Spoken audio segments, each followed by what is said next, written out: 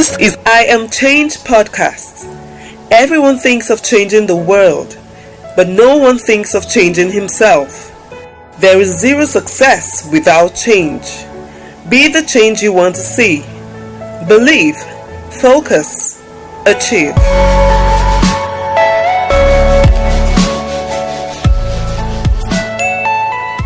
You're welcome to I Am Change podcast. I am Joyce Ometu. Now, Afro hair is having a moment. In the 15th century, Europeans who came in contact with the African natives were astounded by the texture of black hair. But colonialism devalued the lifestyle to a trend. Afro hair is in focus on our discussion today. My guest is Adanna Ifeoma Enwezor, an advocate for natural hair and the convener of the African Hair Summit. Alright, thank you very much for joining me on this conversation. Thank you very much for having me. Yeah, and I'm so excited about this topic. I'm excited too, really excited. So, natural hair, the whole natural hair movement, the thing now is a trend, gradually sweeping across the world of beauty. I know, it's so surprising when we started, and it wasn't, you couldn't just walk into any place and talk about natural hair. I'm happy with the progress and the growth that, the project has brought, not just to Nigeria but to Africa. Yeah. I'm really excited about it because I remember when we started in 2016, I just had my baby at that point, and I was going to different offices and saying, we need partnerships, we need sponsorships, and people not understanding. We want to do a hair summit. What is that about? A health summit? No, a hair summit. Yeah. So I remember having to deal with the expressions from different people, the shots, the everything, just thinking what got into you to even start this kind of project. But now seeing the results, which I know we still haven't even started, by the way. Really, we're excited at the prospects and what can come from this initiative. We're excited about the impact that can come out of this. Like I said, now a lot of people are going natural, loving their natural hair. It's not just about going natural, it's actually wearing their hair with so much pride. To come, for instance, to the summit or to our events, they're like, doesn't even remember I actually have natural hair. Sure. And they don't want to wear the wigs, they want to come out, they want to show it even if it's this long. Yeah. They're like, I have natural, so bringing back that confidence to a lot of people. There's nothing as good as being comfortable in your own skin. Waking up in the morning and knowing this is who I am, this is what I look like, and I love myself, and I'm okay with it. It's amazing that we're, bringing that back into the society. Sure. And then also raising, awareness, health awareness about the issues. Okay. The problems linked to the black and beauty industry and all of that. So, we hear names like Naturalistas, Sisters with the Fro, hashtag natural hair and stuff. The tags keep coming. What informed this recent development? Yeah, basically this is a 4-year-old project. Okay. I mean, when I think I was pregnant at that time, and then just 9 months I was having a baby. I was really reluctant because I got to know this small advice. Be careful about what you put on your hair, your skin. There's so many chemicals now in products that are very toxic that can affect the baby, and I was just like, how can something in your hair affect the baby in the womb? It didn't make sense to me, and I didn't take it seriously.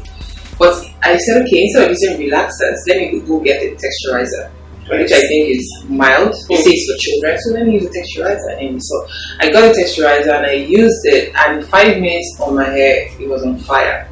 So I remember just screaming and just taking it out and going straight to my laptop, and I was like, what is in this, texturizer? What are the contents? What are the ingredients? Right. I started this research. I was like, enough is enough. This is crazy. This is supposed to be for children. I was shocked at, how my scalp reacted to it. So just starting out that research and finding out that the black hair and beauty industry was linked to cancer, fibroids, infertility, hair loss. A lot of illnesses are linked to the black hair and beauty industry. And I was like, why is nobody talking about this? True. I know so many people that are exposed to relaxers. I mean, it's like a culture, it's like a norm. Going to the salon every weekend to get your hair relaxed and make it look sleek and nice, and it was just a thing in school. You don't even think about it. Once your natural hair is coming, it's like it's due, it's like a disease is growing out of your scalp and you just want to go and kill it. And I felt like it's just a norm. So I need to create a platform to sensitize people about these issues, to let them know that they need to be careful about what they're putting on their hair, on their skin. Let them know that there are a lot of chemicals that are very toxic that are not even listed on the products. Of course, we have the Mintel research that says at least 87% of what is used on the products are not listed on them. You know, so it really goes to show us how much risk we put ourselves, you know, into as Africans or as blacks. Okay, so yeah, I mean, I would like to get the exact quote from the Mintel research, so that you can also have that. All right, it's fine.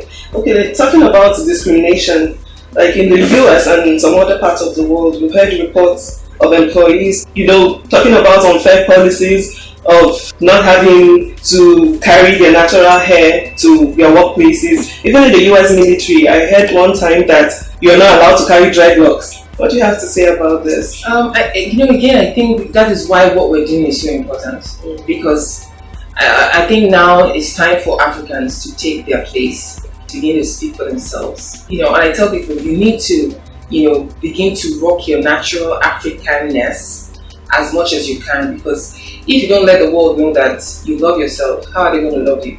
You see, all these things are happening in other countries are just an offshoot of colonization, of slavery, and all these things that happened years ago. These are just the remnants that we're seeing, and they still exist. As much as you say, oh, we're a developed society, we're advanced and all of that, you begin to see some things that question, you know, what level of development have we really attained as people, that a woman can't make a decision for her own beauty, her own appearance, that she has to go to an office and then somebody demotes her because of what she looks like, or because she's wearing her own hair. Can you believe that? You know, or maybe because she's dark skinned or whatever. You know, all these things are good to show again that society is still flawed with a lot of, you know, ills and things that I feel only Africans can begin to correct for themselves. Like I said earlier, the African Hair Summit and all our other initiatives that we're going to begin to unveil with time is here to really get people to begin to love themselves more. Now, we want to be unapologetically African. We want to be able to go out and say we're proudly African. We want to do this in our schools here, first of all, starting at home, right? Yeah. It begins at home. Everything begins at home.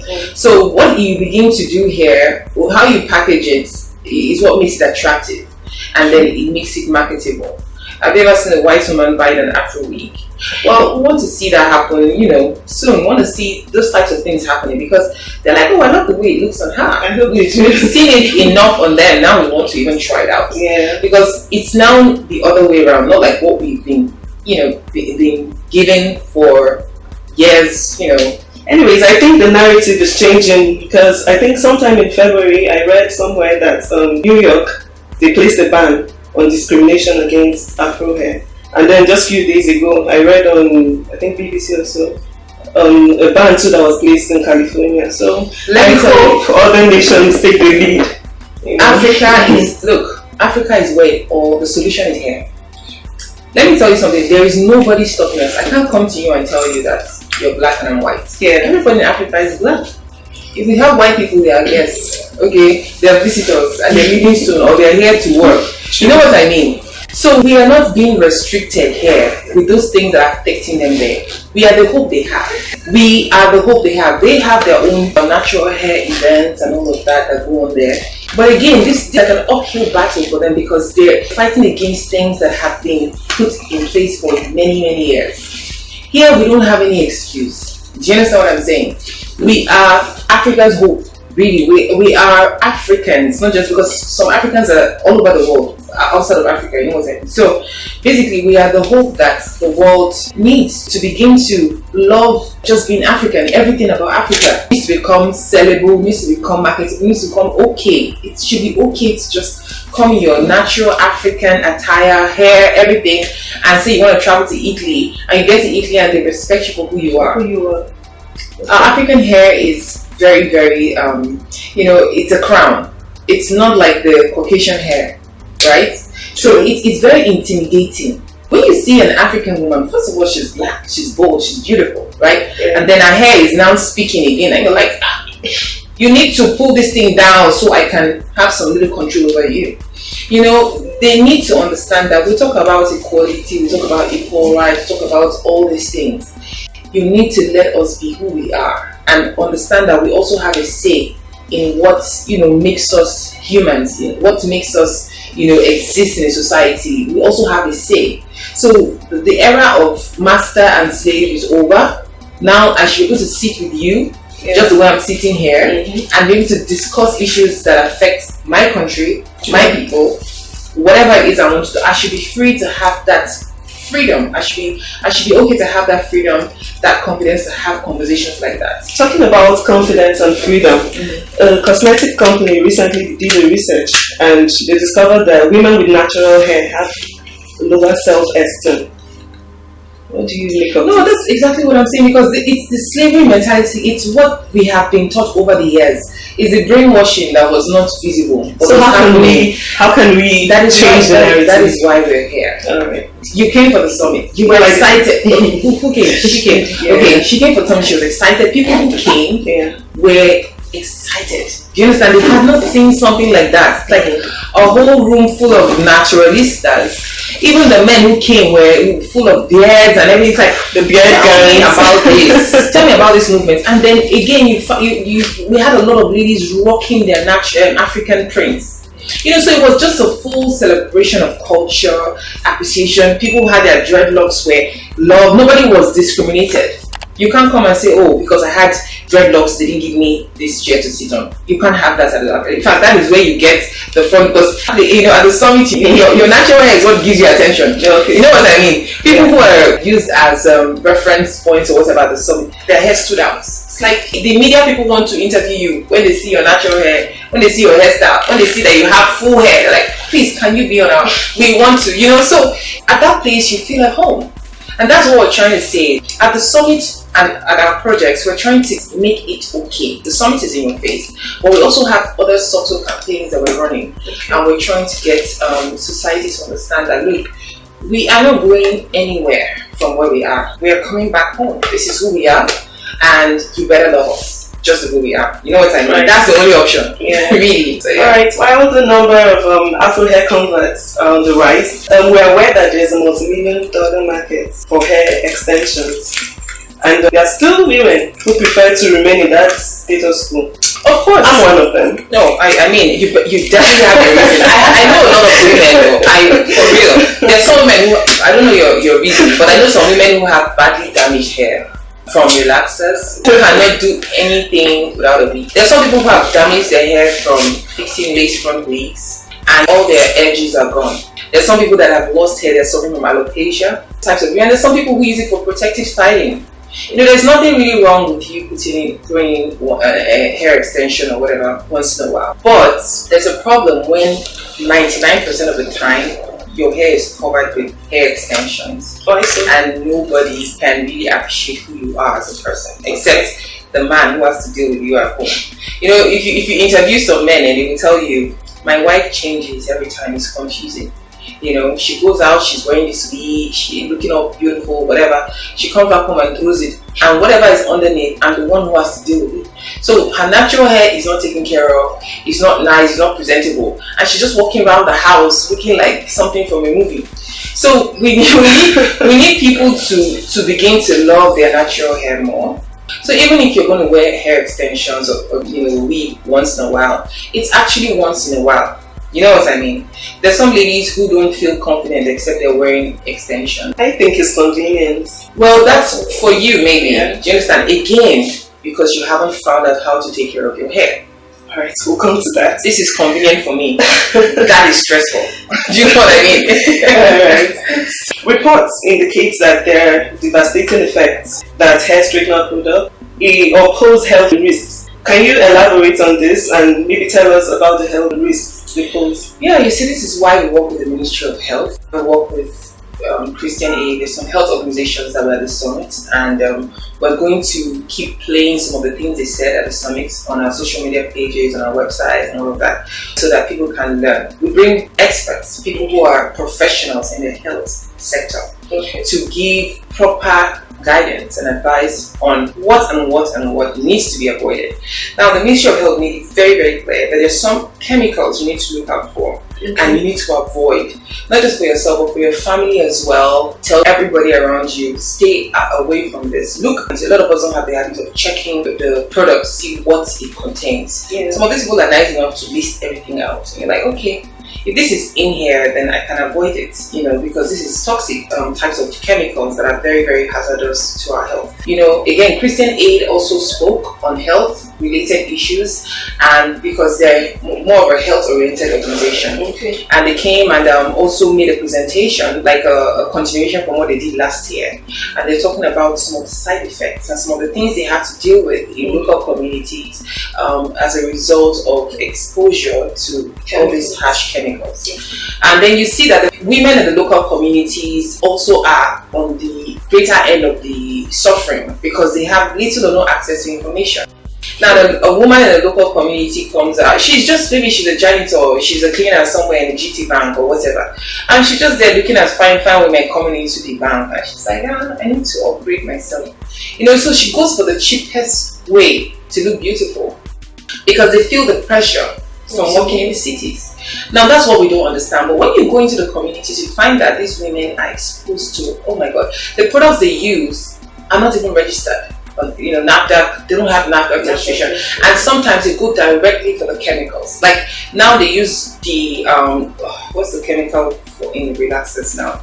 They use it directly, the sodium, I need to confirm that. They use it directly on their hair because it's cheaper than actually getting the relaxers. So when we do our community outreach programs, you see us interview some of these women, you find that they suffer from greater hair loss than women in the cities. There was a woman we talked to, she literally covered her face, her whole hair was gone, and she was ashamed. So you can see how this also begins to affect the self-esteem of a lot of people. Now you go there, they do it for themselves, they do it for their children. You see a 2-year-old child's hair brown because they've used chemicals to try and manage his hair. And I've asked them over and over again, why do you keep doing this? They say, because this natural hair is not easy. So you see that our work is so much, because we go into the community, we have to teach them how to manage their hair. We have to let them know natural hair is easy to maintain. If you just do this 1, 2, 3 steps, you're good to go. And again, you guys have the natural resources. Some of them are farmers there. So you go there, you farm your coconuts. Don't just sell it for food. You can also convert this to coconut oil. Use it on your hair, on your child's hair, use it on your skin. This is very healthy. It has nutrients that, will add value to your life. So these are some of the things we go on, doing. It's a lot of work. That's why I said we haven't even started, honestly. I personally think those products that pose health risks, there should be a ban on them. Yes, there should be out there. It's not well regulated. It's not, the industry is not really regulated here. A lot of things come in, nobody's checking. Even the people that have banned these things, they don't even know that they're still coming in. Like if you go to some stores, I was in an organization and I was arguing with them. I said they are selling bleaching creams in stores, even in all these places. And the person was arguing, like, no, the Ministry of Health has banned bleaching this. I said, sir, I can take you to where I saw it. Like now, they don't even hide it. It's like you walk into the store and the first thing you see are the bleaching creams are the ones that attract you. You know what I mean? They place them in the front of the stores. So that once you come in, you're like, oh, I need my skin to glow like this. Oh, what is this about? These things are not hidden. Go to the market, you see the malams carrying them everywhere. They're not hidden. So it is not a well-regulated, and this is why we work with the SON, the Standard Organization of Nigeria, the Summit. We always have them. NAFDAC as well. So these are places that they begin to understand better. That we need to hasten the processes. We need to take it more seriously, because as much as we're shouting malaria is killing people, this is also a greater, absolutely, demon or whatever you want to call it, that is eating up not just our mothers but also our children. Alright, mainstream beauty initially did not pay attention to black hair or Afro hair. So right now, are there local production companies? Of course, I can proudly say that since we started, I have noticed some billboards in town. Even if it's just perfumes, they have Afro hair on it. I'm like, yes. Even if it's, honestly, those things get my attention. I'm like, before it wasn't like this, so. And this company, they've been advertising soap since. They never use that natural hair. Okay. So, now you can see that people are picking on this and now saying it's okay. Okay. Because some people are somewhere shouting it's okay, and their voice is getting louder. We have no choice but to also say this is okay for you to look natural. And they're using it for billboards, they're using it on TV. Now you watch Nigerian movies, you see some actresses rocking their natural hair. Before it wasn't like that. It's when you're in the village suffering, you have your natural hair. And it's always in the worst presented way, But when they hammer and they move to the city, they have their weaves on and their sunglasses, they look like, So you see what I'm saying about this? It's a psychological thing. But now we have a lot of people, putting up natural hair in good things in movies. Okay. How about products? Natural hair products? Yes. Yeah, do we have local production companies? Yeah. At the summit, we had a wide range of vendors, local brands. Even if we had some from other African countries and from the UK but we had a lot from Lagos, from Jos, from Kano, from Kaduna. We had people from everywhere, even from Calabar. We had products that were made and proudly African, proudly Nigerian products being sold at the summit and at all our events. Alright, for naturalistas out there, the woobies and the newbies, what would you advise on maybe hairstyles, natural hairstyles, and hair care routines? Okay, so first of all, what I would say to a newbie, it is not easy. Okay. Now, people come in, they go natural and they're shocked at the shop. Okay.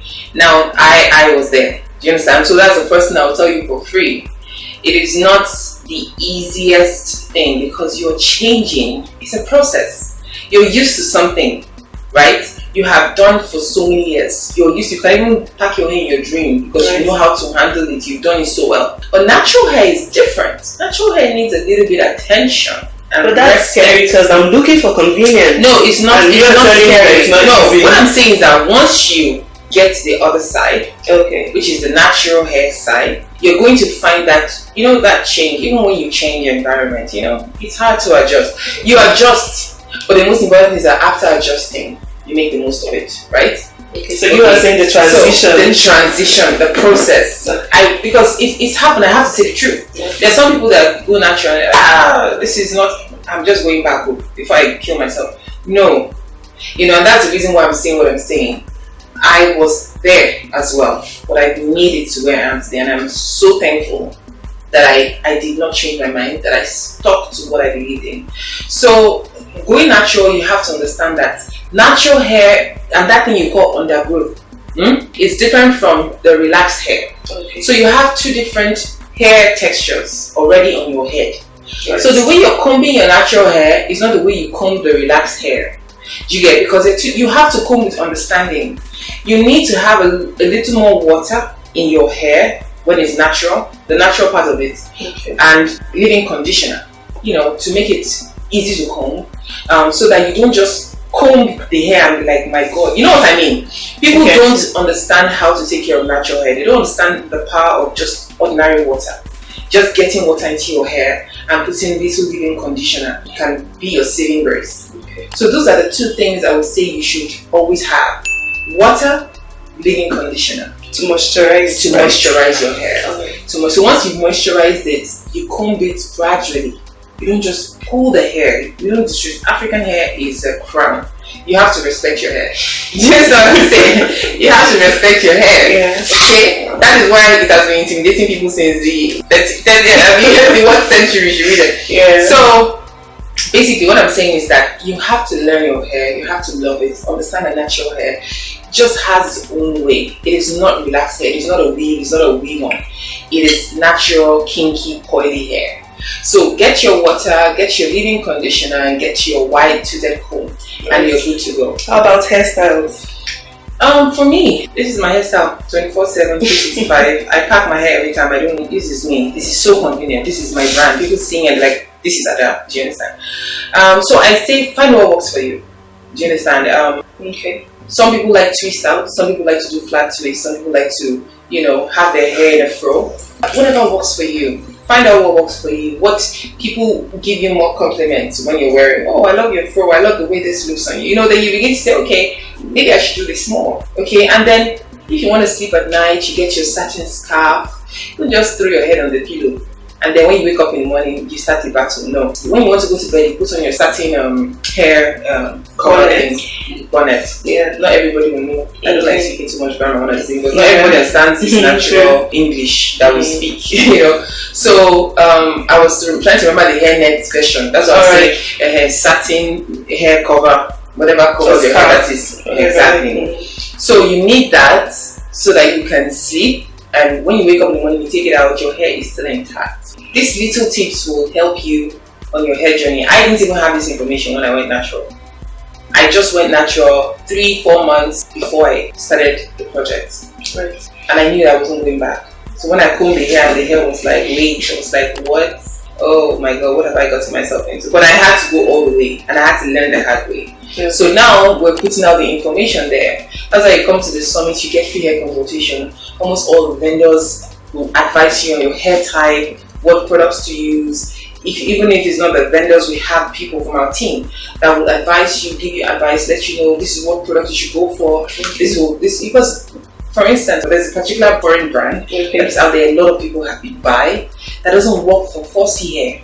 Our African hair, natural hair, this is 4C.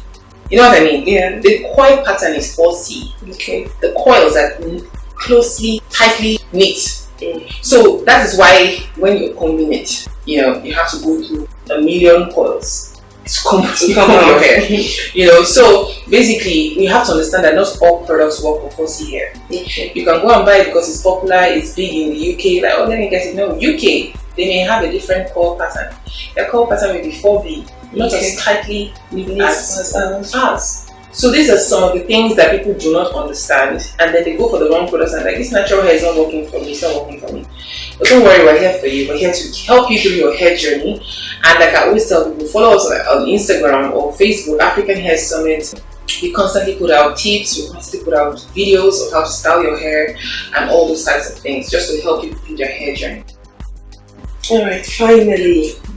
This is a trend, the African or the Afro hair movement is a trend. Trends, like other beauty trends, they phase out after some time. Is this one here to stay? It's here to stay. How shall we? Because I'm here telling you, it's here to stay. Do you understand? When I started it, I started like I wanted to start a trend. I didn't even know that people were doing anything natural in other countries. I had no idea. It was just based off my own personal experience. And I felt people needed information. This is about our health. It's about our well-being. It's about our culture. Until we begin to respect and love ourselves, let's not expect the world to do that. So this is in our own interest. This is for our own good. So it had better be here to stay. You know what I mean? Well, the thing is, not everybody, obviously, that's the reason why not everybody ends up, at the top. I'm not saying that they are at the bottom anyways. I'm talking about in life in general. Yeah. Because it's consistency that people don't have. Okay? We can all decide in this room, we're going to start something tomorrow. But 5 years later, it's probably just one person doing that thing. You know what I mean? So I'm not going to look at you and base off my life on what you've done. No.